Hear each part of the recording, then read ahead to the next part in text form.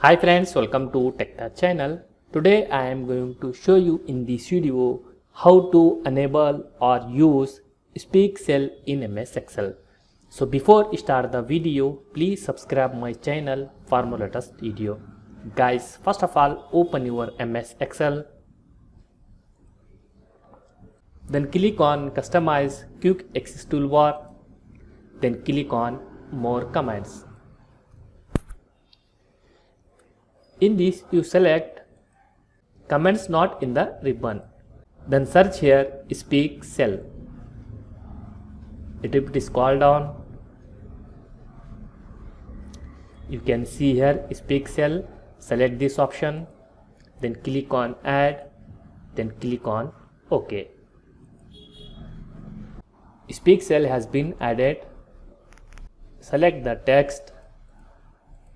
Then click here. Thanks for watching. That's it guys. So in this you enable or use Speak Cell in MS Excel. Thanks for watching friends. Hope like this video. If you like this video, please like, share and don't forget to subscribe my channel.